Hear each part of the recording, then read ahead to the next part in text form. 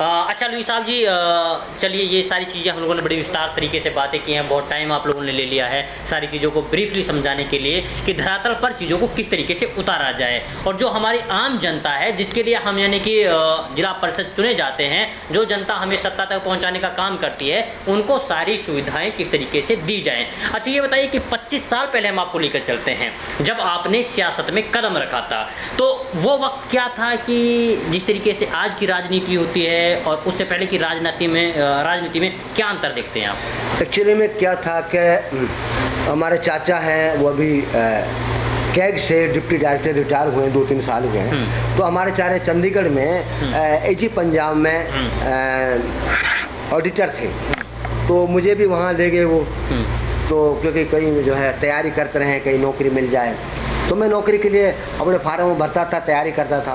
तो वहीं 20 सेक्टर में जामा मस्जिद है, वहाँ के हमारे रूपड़ाके के मौलाना अजमल खां हैं, तो वो बहुत अच्छे आदमी, नेक आदमी हैं। तो उनके मस्जिद में मैं रहता था, नमाज़ पढ़ना और सारे काम।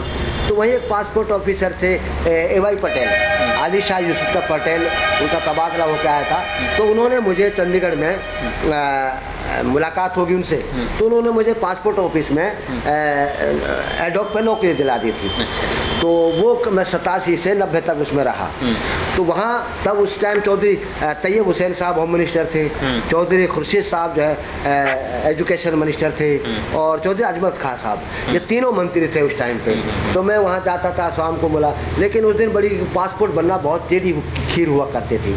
उस टाइम वो फ़ोन करके या पर्ची दे के या बता देते कि बेटा ये देख लेना, ये ज़्यादा दिन से परेशान है। तो मैं लोगों को वहाँ सेवा करता था। तो वो 90 तक के जो है मैं उसमें रहा, कई लंबी कहानी उसमें। आखिरकार वहाँ के जो पासपोर्ट ऑफिसर ने मुझे नहीं, जबकि 6-7 को एडोक पे तो हटा दिया था, एक साजिश के तहत। उसके बाद मैं यहाँ गया, 90 में मेरी शादी हो गई। 90 में शादी होने के बाद फिर मैं वहाँ एक्सपीरियंस था पासपोर्ट का, फिर मैं पुराना अड्डे पे जो है पासपोर्ट बनवाने के लिए जो है बनवाता था, लोगों को यहाँ पासपोर्ट बनवाए।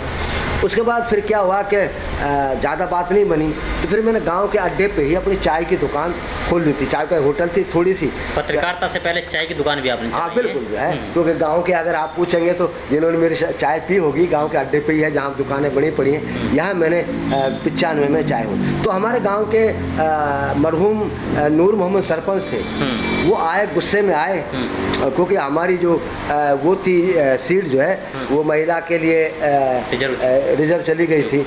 तो उसमें आए तो जो है उन्होंने कहा कि भाई कड़क पत्ती की चाय बना बेटा, और पन्नून का कड़ा सुना दे।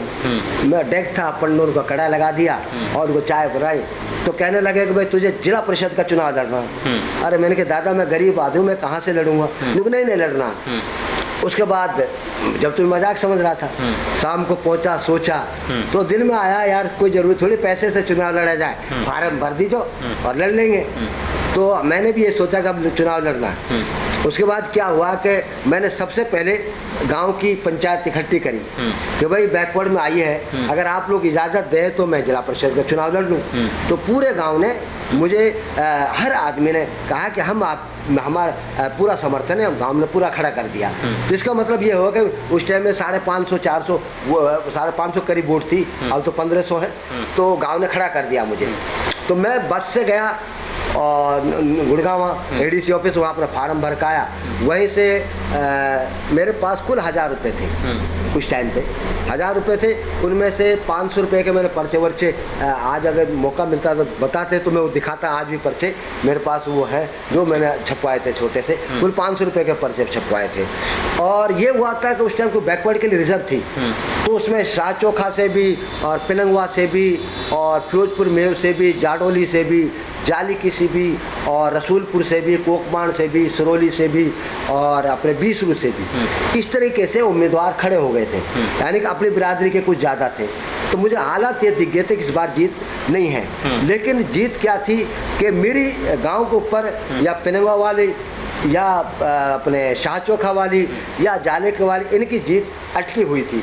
अगर यूनुस बैठ जाते हैं तो इसमें शाह चोखा की जीत हो सकती है, क्योंकि इलियास उनको समर्थन कर रहे थे, इस्लाम मंत्री थे उस टाइम पे।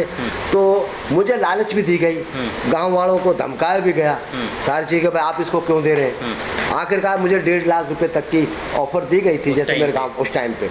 अगर माना 95 में, तो अगर वो माना जाए, अगर मैं 1.5 लाख रुपए उस टाइम पे ले लेता तो मैं 8 किला ले लेता, लेकिन मैंने पैसे को कभी तवज्जो नहीं दी। तो मैंने कहा कि मुझे अगला चुनाव लड़ना है, अगर अब मैं बैठ जाता हूँ, बिना पैसे भी बैठ जाता हूँ, तो लोग मुझे चुनाव नहीं लड़ेंगे, उसका समर्थन नहीं करेंगे।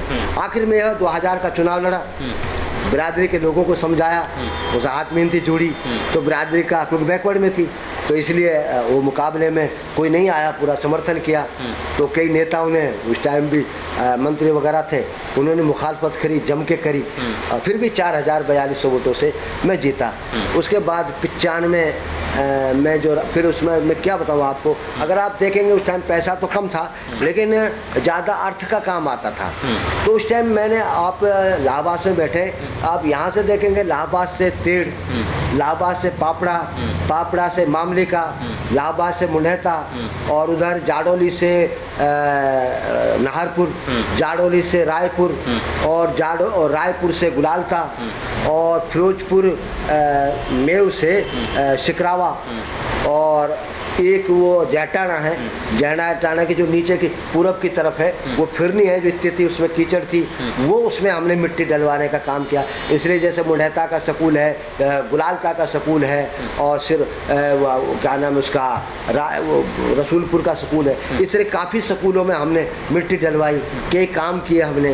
तो मैं वो काम मैंने नहीं किए, आप अगर उनसे जाके पूछेंगे, आप रायपुर चले जाइए, वहाँ का उन्होंने एक रास्ता बंधवाया था, वहाँ का आज भी सरपंच है, जो उनका बेटा है, क्या नाम ध्यान नहीं उनका, उन्होंने खुद अपने सामने खड़ा होकर काम किया है। मैंने कहा भाई आप कहीं से भी 1 नंबर ईंट लीजिए, कहीं से भी 1 नंबर सीमेंट लीजिए, आप खुद काम कराइए।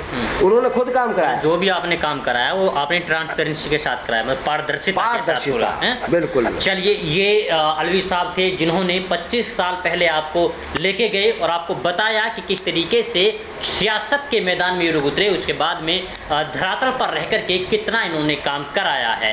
खैर, अब देखना ये होगा कि आपको कैसा नेता चाहिए, आपको कैसा विकास पुरुष चाहिए जो आपको सही तरीके से गाइड कर सके, आपको जो योजनाएं हैं उनसे रूबरू करा करके उनका सही तरीके से लाभ आपको दिलवा सके। खैर, कई सारी बातों को लेकर के हमारी बातें हुई, चाहे हम लोग पानी की बातें करें, शिक्षा की बातें करें, स्वास्थ्य की बातें करें, या फिर किसानों के हित की बातें करें, क्योंकि ये वो सारी समस्याएं हैं जिनसे आमजन आज भी जूझती आ रही है। इसके अलावा प्रेजेंट में जो हमारे जिला पार्षद जी हैं, उन्होंने कितना काम कराया वार्ड नंबर 19 से, उसकी पोल भी यूनुस अलवी जी ने खोली है, और साथ ही ये बताया कि आने वाला वक्त उन लोगों का होगा जो विकास चाहते हैं, और विकास धरातल पर होगा, क्योंकि आने वाले वक्त में लोग उसे चुनेगी जिससे उम्मीद होती है, और उम्मीदों पर कितना खरा उतरती है, ये सारी चीज़ें बताती है। आखिर क्या समझेंगे? आखिरकार अब हम सवाल जाते जाते ये करेंगे कि अलवी साहब आप लोगों को क्या संदेश देना चाहते हैं। हाँ जी अलवी साहब, आप जनता से क्या अपील करेंगे और जनता को क्या संदेश देंगे?